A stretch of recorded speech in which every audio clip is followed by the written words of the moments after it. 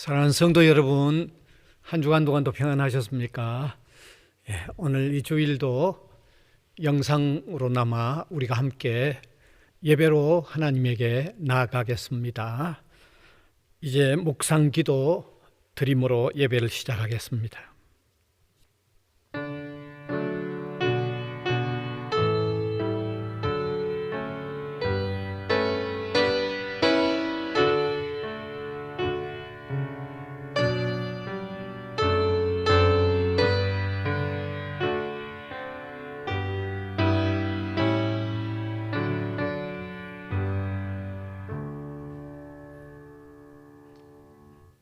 예수 그리스도로 통하여 우리에게 새 생명과 산 소망을 주신 하나님, 은혜를 무한히 감사를 드립니다. 우리에게 놀라운 은혜를 베풀어 주신 하나님을 우리 성도들이 이날도 이 시간도 함께 영광을 올려드리기를 원합니다. 우리가 신령과 진리로 예배하는 예배가 됨으로 통하여 하나님께서 영광을 받으시고 우리에게는 무한한 은혜의 시간이 되도록 함께 하시고 인도하여 주시옵소서. 예수님 이름으로 기원하옵나이다. 아멘. 찬송가 15장입니다. 함께 부르겠습니다.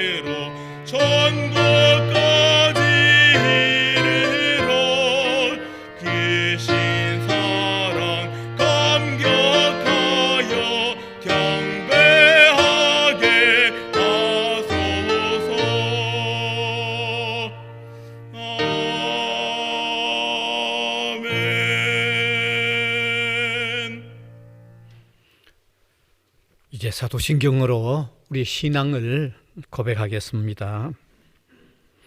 전능하사 천지를 만드신 하나님 아버지를 내가 믿사오며 그 외아들 우리 주 예수 그리스도를 믿사오니 이는 성령으로 잉태하사 동정녀 마리아에게 나시고 본디오 빌라도에게 고난을 받으사 십자가에 못 박혀 죽으시고 장사한 지 사흘 만에 죽은 자 가운데서 다시 살아나시며 하늘에 오르사 전능하신 하나님 우편에 앉아 계시다가 저리로서 산 자와 죽은 자를 심판하러 오시리라. 성령을 믿사오며 거룩한 공회와 성도가 서로 교통하는 것과 죄를 사하여 주시는 것과 몸이 다시 사는 것과 영원히 사는 것을 믿사옵나이다. 아멘. 이제 성시교독 19번 시편 32편입니다. 허물의 사함을 받고 자신의 죄가 가려진 자는 복이 있도다. 마음에 간사함이 없고 여호와께 정죄를 당하지 아니하는 자는 복이 있도다. 내가 입을 열지 아니할 때에 종일 신음함으로 내 뼈가 쇠하였도다. 주의 손이 주야로 나를 누르시오니 내 진액이 빠져서 여름 가뭄에 마른같이 되었나이다. 주께 내 죄를 아뢰고 내 죄악을 숨기지 아니하였더니 곧 주께서 내 죄악을 사하셨나이다. 이로 말미암아 모든 경건한 자는 주를 만날 기회를 얻어서 주께 기도할지라.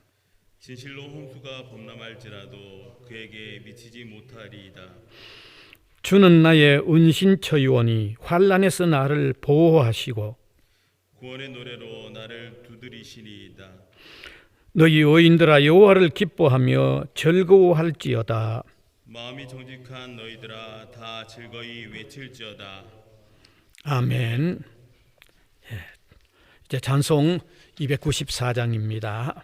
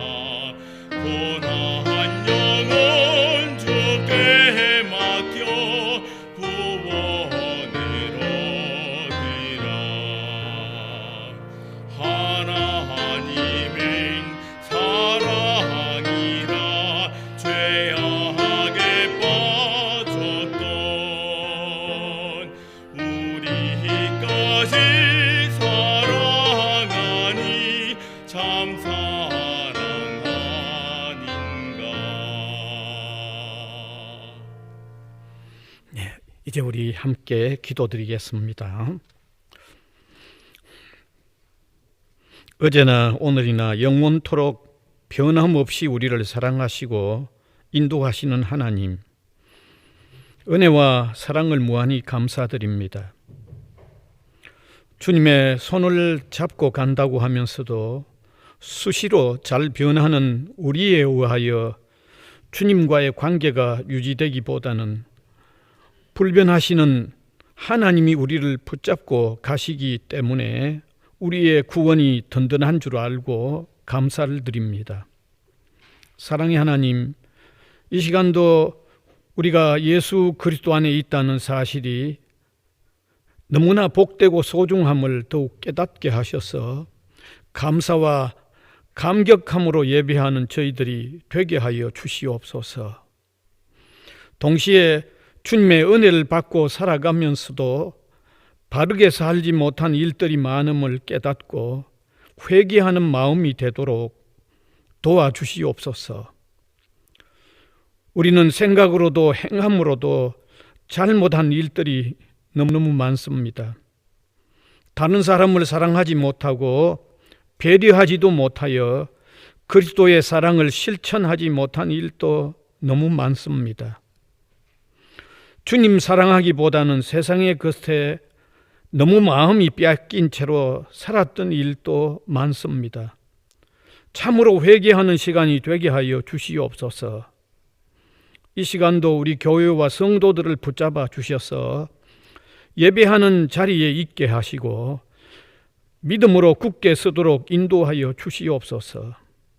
우리 성도들이 있는 곳에서 빛과 소금의 역할을 감당하게 하시고 복음을 전하는 삶에 최선을 다할 수 있도록 인도하여 주시옵소서. 성도들의 가정에 일용할 양식과 평안을 주시고 일터들 위에까지 함께하여 주시기를 간절히 바랍니다. 우리나라를 또한 기억하여 주셔서 선거로 새로운 국민의 종들이 뽑혔는데 나라와 국민을 바르게 섬기는 사람들이 되도록 이끌어 주시옵소서. 지금 이 시간도 전 세계에 흩어져 복음을 위해 수고하는 모든 선교사님들 위에도 함께하여 주시옵소서. 코로나 전염병이 아직도 온전히 사라지지 못한 상황에 있는데 하늘로부터 도우심으로 인하여 소멸되는 일이 있도록 긍휼을 베풀어 주시옵소서. 그래서 전 세계의 모든 교회가 대면하여 예배를 드리는 일이 어서 속히 이루어지도록 도와주시고 인도하여 주시옵소서. 이 시간도 우리의 예배가 잘 진행되고 마무리되도록 성령께서 함께하여 주시옵소서. 주 예수 그리스도의 이름으로 기도하옵나이다. 아멘.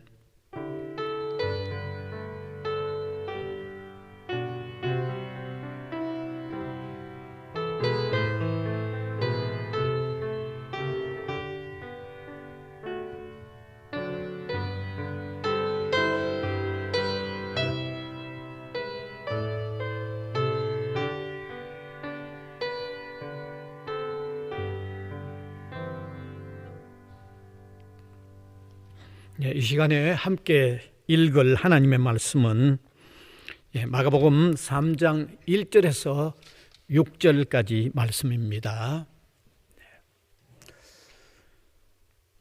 이제 우리가 교독해서 제가 한 절, 우리 성도님들이 한 절 교대로 읽어 내려가겠습니다. 예수께서 다시 회당에 들어가시니 한쪽 손 마른 사람이 거기 있는지라.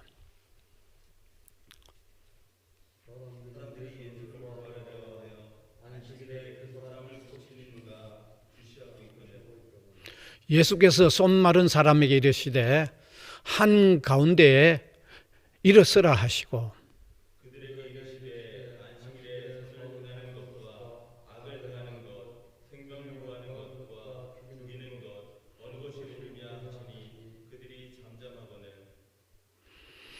그들의 마음이 완악함을 당하시가사 노하심으로 그들을 둘러보시고 그 사람에게 이르시되 내 손을 내밀라 하시니 내 밀매 그 손이 회복되었더라. 바리새인들이 나가서 곧 세력장과 함께 어떻게 하여 예수를 죽일까 의논하니라. 아멘. 예, 오늘 이 시간에는 내 손을 내밀라라는 주제의 말씀을 나누려고 합니다. 예수님께서 한 번은 안식일이 되었을 때 유대의 회당에 들어가셨습니다. 유대인의 회당이란 유대인들의 공동체 모임을 위한 장소입니다. 다양한 일들이 그곳에서 이루어집니다. 종교적인 모임으로부터 또 교육을 하는 일, 또 축제를 하는 일, 심지어 법정의 역할까지도 하는 기능이 있었습니다. 이 회당은 구약 성경 초기에서는 우리가 발견할 수 없습니다. 조금 뒤쪽에 생겨난 것입니다.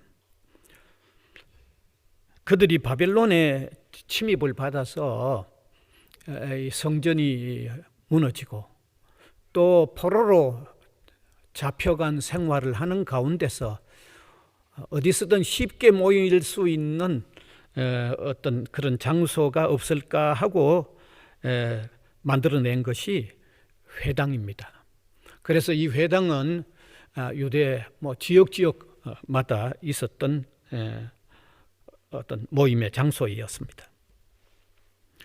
그래서 우리가 복음서를 읽어보거나 사도행전을 읽어보면 예수님께서 초기에 또 사도들도 마찬가지로 그 유대인들의 회당을 중심해서 복음을 전하시고 다녔던 기록들을 우리가 많이 볼 수 있습니다.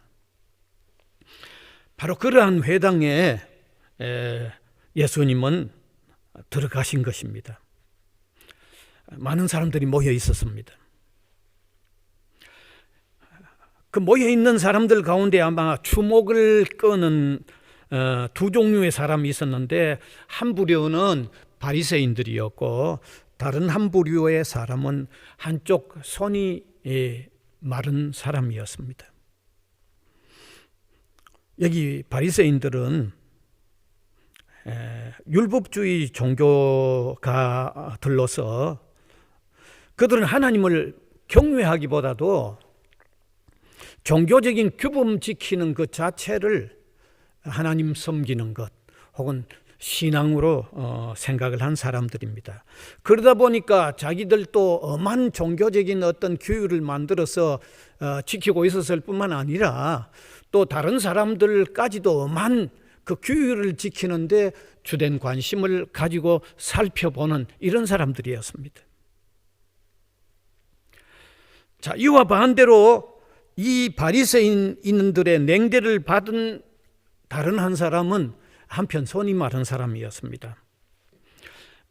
한편 손이 말랐기 때문에 신체적인 장애를 가진 것이죠. 또 한편 손이 말라버렸다고 하면 틀림없이 살아가는 삶에도 지장이 있었습니다. 그래서 신체적인 장애를 넘어서서 삶의 장애까지 있었던 사람입니다. 예수님께서 그런 사람들이 있었던 회당에 들어가셨던 것입니다. 예수님이 그 회당에 들어서자 유독 이 바리새인들에게 주목의 대상이 하나 더 늘어났습니다.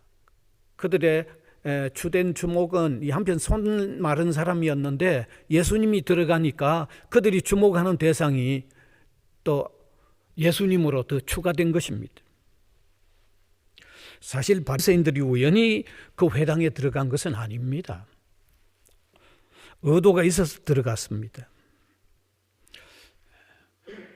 회당에 한편 손 마른 사람이 들어갔다는 것을 그들은 알고 또 그 회당 가까이에 예수님이 계신다는 것을 그들은 알게 되어졌을 때 틀림없이 어떤 일이 일어날 거라는 것을 기대하고 예상하고 그 회당에 들어갔던 것입니다. 그들이 기대하고 주목하려 했던 일은 바로 그날 유대인들이 지켜온 토요일 안식일이었는데, 아마 예수님이 틀림없이 한편 손 마른 사람을 고칠 것이라는 기대와 예상을 가졌던 것입니다. 그러면서 그러한 일을 목격하게 되면 예수님이 안식일에 사람을 고쳐주는 일을 했다고 몰아붙여서 처벌을 하려고 하는 의도를 가졌던 것입니다. 왜냐하면 유대인들은 토요일을 안식일로 지켰는데 안식일에는 어떤 일이든지 하면 안 된다고 하는 그 규정에 매여 있었기 때문입니다. 예수님이 그를 고쳐주시면 안식일에 어떤 일을 해도 안 되는데 예수님이 안식일에 사람 고쳐주는 일을 했으니까 그것도 일이라고 여겨서 처벌할 수 있다고 생각했기 때문입니다. 하나님을 사랑하고 섬기는 것이 아니라 규정 지키는 것을 신앙으로만 생각한 바리새인들에게는 예수님을 책잡아서 처벌하는 절호의 기회가 아닐 수 없었던 것입니다. 완전히 악한 의도를 가지고 날카로운 눈초리로 지금 주목하고 있는 것입니다. 바로 그러한 현장입니다. 바로 이러한 바리새인들의 날카로운 이 눈길 아래서 자, 이제 어떤 일이 일어나는가를 우리가 살펴보면서 우리가 깨달아야 하고 우리가 발견해야 하는 소중한 가르침을 얻기를 원합니다. 먼저 고통에 처한 사람을 아주 냉정한 눈초리로 바라보는 바리새인들과 그 고통에 처한 사람을 고쳐주는 예수님의 대조적인 모습을 우리가 아주 분명하게 발견할 수 있습니다. 바리새인들은 대단히 날카로운 눈으로 한편 손이 마른 사람을 바라보면서 동시에 그에게 다가서고 있는 아주 예수님을 숨죽인 상태로 지금 주목하고 있습니다. 한번 머리에 그려보시면 더 좋겠습니다. 예수님이 손 마른 사람에게 다가서자 그들은 자신들의 예측이 이제 적중했다고 여기고 야 드디어 올 것이 왔다. 아주 더 신경을 곤두세우고 지금 바라보고 있었습니다. 완전히 한 건 건진 것으로 생각을 하면서 아주 흥미진진하고 의기양양하게 아주 날카롭게 지금 바라보고 있었습니다. 그런데 예수님은 그들의 악하고 험악한 분위기를 아시면서도 손 마른 사람에게 다가가서 가운데 일어서라고 그렇게 말씀하셨던 것입니다. 그가 일어나자 예수님은 그 바리새인들의 악한 의도를 훤히 아시고 그곳에 있는 모든 사람들에게 외쳤습니다. 여러분 한번 생각해 보십시오. 안식일에 선을 행하는 것과 악을 행하는 것 어느 것이 옳다고 생각합니까? 안식일에 사람의 생명을 구하는 것과 죽이는 것 어느 것이 옳다고 생각하십니까? 여러분 한번 생각해 보십시오라고 외쳤던 것입니다. 예수님의 그 물음에 바리새인들은 잠잠할 수밖에 없었습니다. 왜냐하면 그들은 율법을 가지고 예수님을 책잡으려 했지만 예수님은 손 마른 사람을 고쳐주시는 선행을 지금 하려 하셨기 때문입니다. 그때 예수님은 그들의 굳어진 마음, 악독으로 가득 찬 마음, 독사의 독과 같은 마음을 아시고 아주 비탄한 마음으로 가운데 선 손 마른 사람을 향하여 내 손을 내밀라고 하셨습니다. 곧바로 회복됐습니다. 완전하게 회복됐습니다. 바라만 보고 있던 바리새인들은 두말 없이 살며시 다 그 자리에서 사라졌습니다. 그리고는 그들과 같이 예수님을 처리하려고 하는 헤롯 당원들에게 가서 그들이 목격했던 바를 아주 소상하게 다 털어놓았습니다. 분명히 예수님은 안식일에 사람 고치는 일을 했다는, 안식일에 일을 했다는 죄를 지었다고 아주 밝히 말하면서 그들과 함께 예수님을 죽이려는 언혼을 계속했던 것입니다. 우리는 이 사건 속에서 대단히 다른 대조적인 두 모습을 보게 되죠. 예수님과 바리새인들의 두 대조적인 모습입니다. 예수님은 손이 마른 사람에게 사랑과 관심과 동정을 다하는 모습을 보여주셨습니다. 그래서 회당에 들어서자마자 따뜻하고도 부드러운 그런 음성으로 그를 부르면서 가운데 일어서라고 하셨던 것입니다. 예수님이 그를 아주 따뜻하고 부드러운 음성으로 가운데 일어서라고 하신 것은 사람들로 하여금 그에게 관심을 기울이도록 하시기 위함이었습니다. 정신적으로 고통스럽게 지냈을 뿐만 아니라 육체적으로도 힘겨운 삶을 살아왔던 그에게 관심과 집중을 기울이도록 하기 위함이었습니다.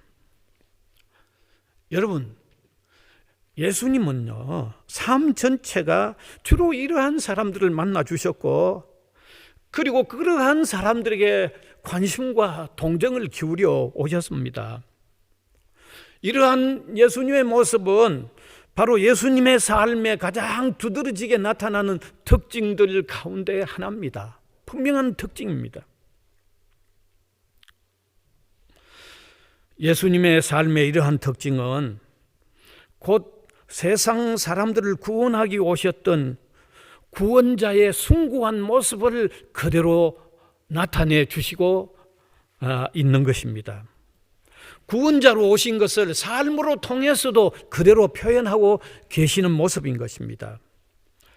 예수님은 자신이 구원자라고 말하면서 그의 삶의 모습에는 구원자로 보이지 않는 그런 분이 아닙니다. 구원자로 오신 주님께서 그의 삶의 모습으로도 그대로 구원자의 모습이 그대로 스며 있고 그대로 담겨 표현되도록 하신 이런 특징을 우리가 보게 되는 것입니다. 그런데 바리새인들은 너무나 대조적이죠. 그들은 회당에 들어오기 전부터 아주 비평적인 마음을 아예 품고 지냈던 사람입니다. 그리고 그 마음을 품고 그 회당에 들어왔습니다. 손 마른 사람에게 일말의 동정심도 없었습니다. 예수님을 책잡는데 미끼로 이용하는 그런 마음으로 이 한편 손 마른 사람을 바라보고 있었던 것입니다. 여러분, 어찌 이렇게 매정하고 매서운 눈을 가진 인간들이 있는지 모르겠습니다. 너무나 다른 두 대조적인 모습이 아닙니까? 마음에 품고 있는 마음부터, 그리고 표현되는 행동까지 전체가 너무 대조적인 두 모습이 아닙니까? 사랑하는 여러분, 이러한 대조적인 두 모습을 비교해 보기만 해도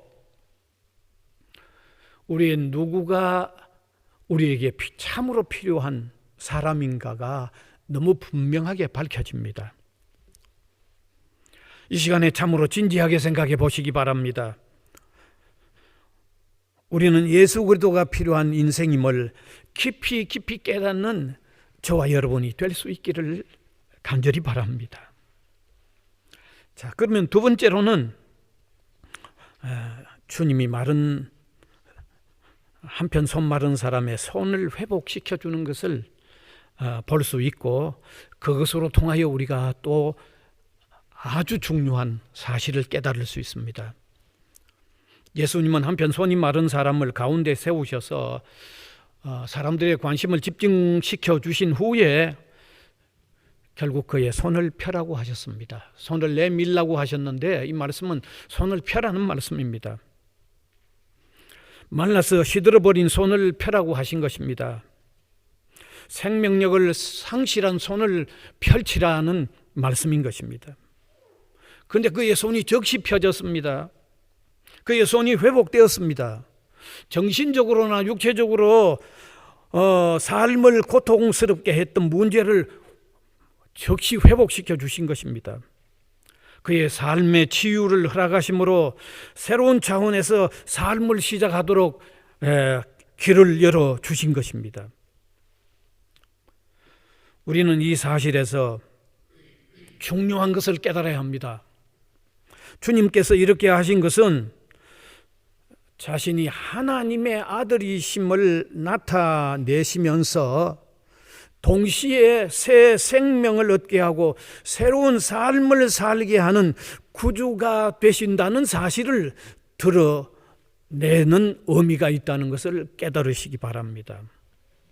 그래서 성경에는 수많은 다양한 병자들을 고쳐주시는 사건들의 기록이 있는 것입니다.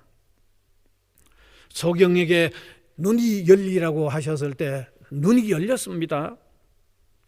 베데스다에 38년 된 병자에게도 자리를 들고 걸어가라고 말씀하셨을 때 38년 된 병자, 정말 소망이 없는 병자가 자리를 들고 일어나 걸어 나갔습니다.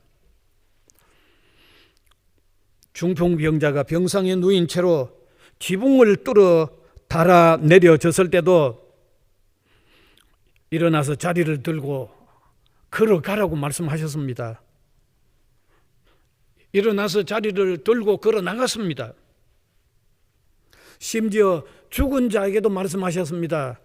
백부장 야이로의 딸이 죽었는데 예수님이 달리다굼 소녀야 일어나라고 하셨을 때 일어났습니다. 다시 살아났습니다. 나인성 과부의 외아들이 죽어서 구슬픈 상녀, 울음의 상녀가 나가고 있었을 때도 예수님이 그 상녀를 길에서 만났습니다. 청년아 일어나라고 하셨습니다. 죽은 청년이 일어났습니다. 예수님의 친구 나사로가 죽었습니다. 장사되어 4일이 되었습니다. 그 나사로의 무덤에 가신 예수님은 그 무덤을 막고 있는 돌을 옮겨 놓으라고 말씀하셨습니다. 나사로의 누이 마르다와 마리아가 오히려 만류했습니다.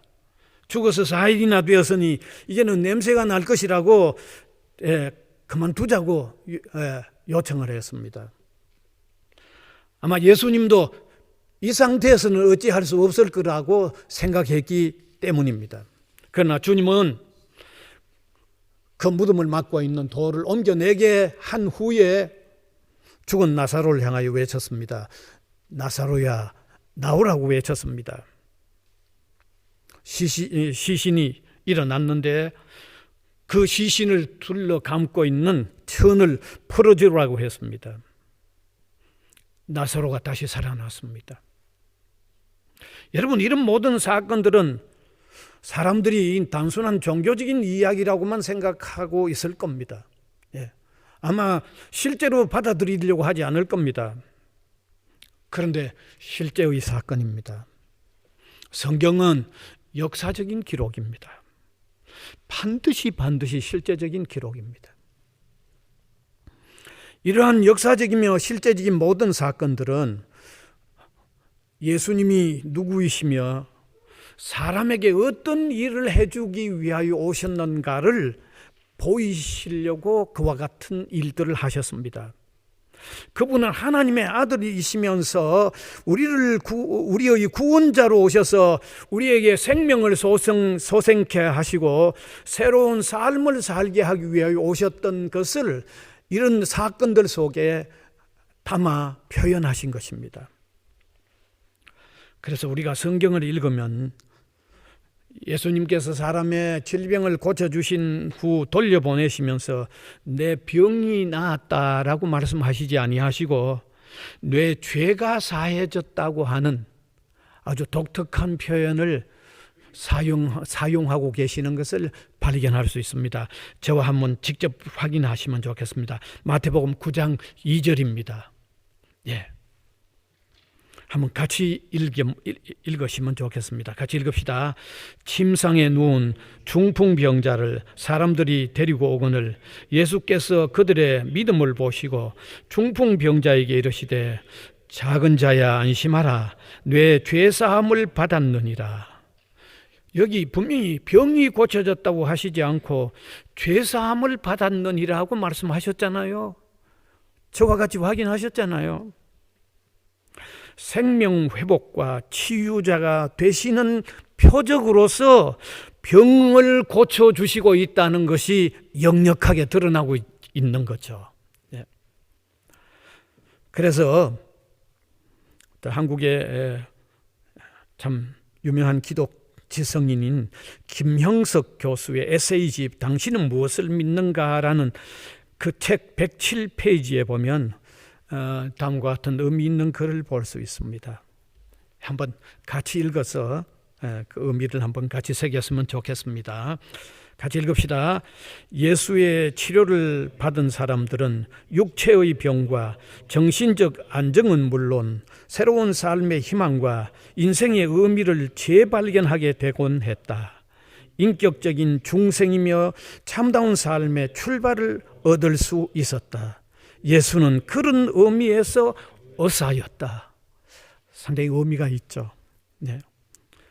저는 좀 더 핵심적인 말씀을 추가해보고 싶습니다. 하나님의 독생자 예수님은 우리의 죄를 대신하여 죽으시고 부활하셔서 우리에게 영원한 생명을 주시며 새로운 삶을 주시는 유일한 구원자이심을 바로 그와 같은 일들로 통해서 표현하셨다고 저는 더 핵심적으로 추가해서 말씀드릴 수 있습니다. 사랑하는 여러분, 분명히 아시기 바랍니다. 예수님은 단순히 우리의 육체적인 질병만을 치유해 주시기 위해서 오신 분이 아닙니다. 사람이 좀 덜 선한데 좀 더 선해지도록만 하기 위해서 오신 분도 아닙니다. 사람이 좀 부족한 인간인데 좀 더 보충해서 좀 더 나은 인간 만들어 주시기 위하여 오신 분이 아닙니다. 생명을 소생시키시고 시들어진 삶을 새롭게 해주시려고 오신 구원자 되심을 보여주는 놀라운 의미가 있는 것을 믿으시기 바랍니다. 유일무이한 생명과 삶의 치유자이심을 보여주는 내용임을 받아들이시기 바랍니다. 동시에 우리가 중요한 것 깨달아야 합니다. 아직도 예수 그리스도와 상관이 없는 사람은 영적으로 죽어 말라 있는 상태의 사람이라는 것을 부각시켜 주고 있는 것입니다.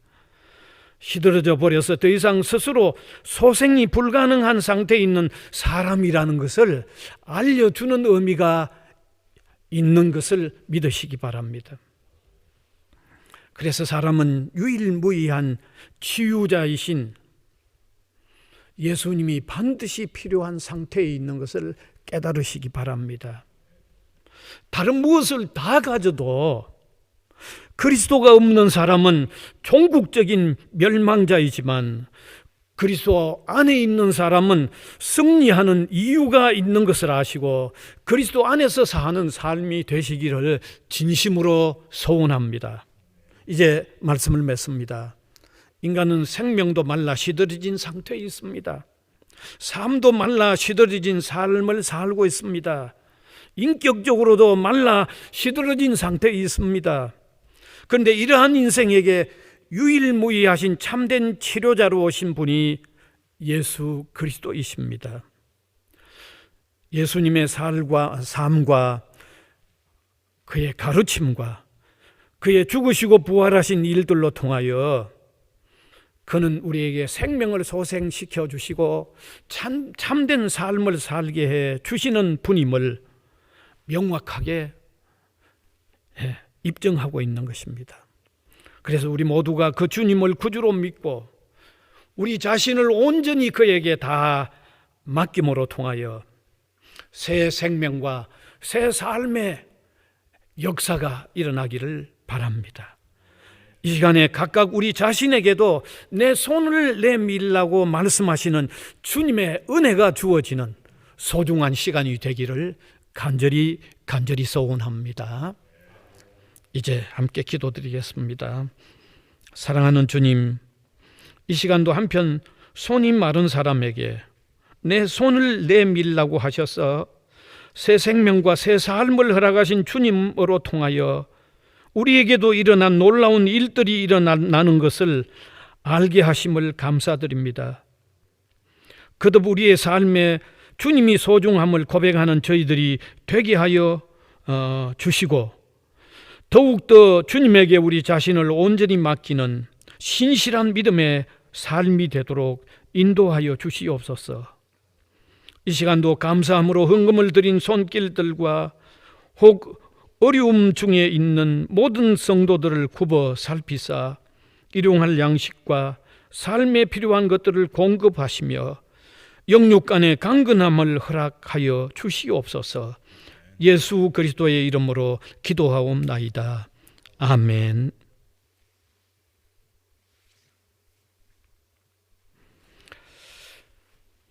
이제 다 같이 찬송 436장을 부르겠습니다.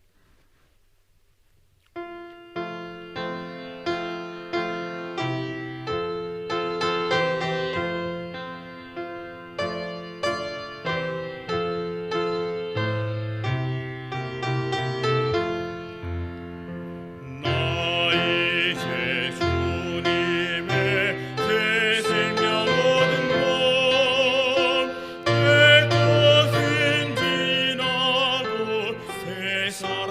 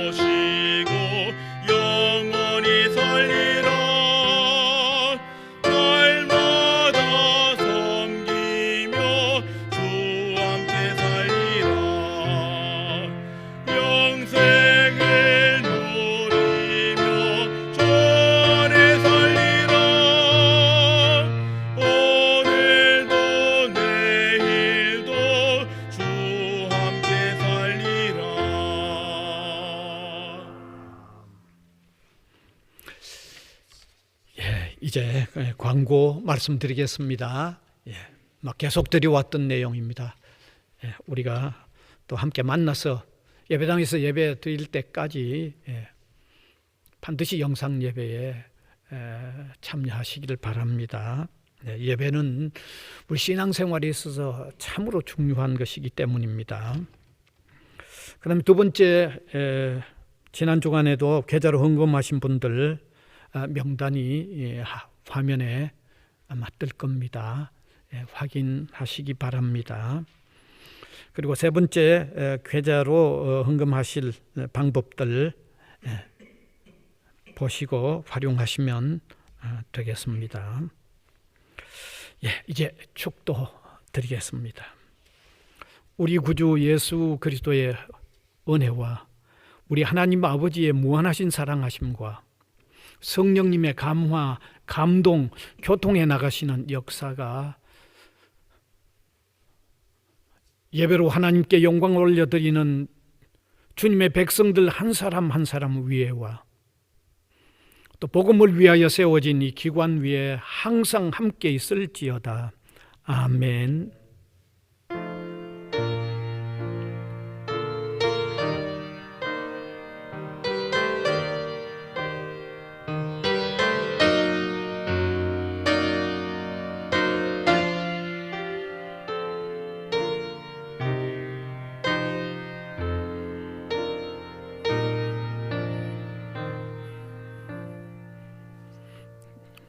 이제 스바냐 3장 17절 패회송으로 예배를 마무리하겠습니다.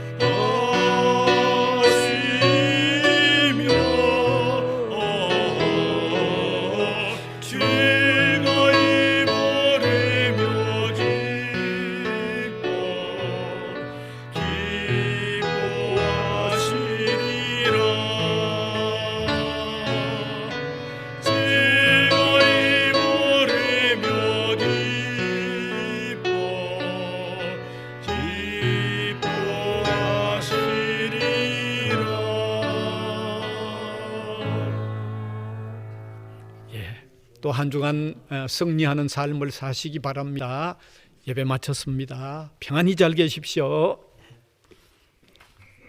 수고하셨습니다.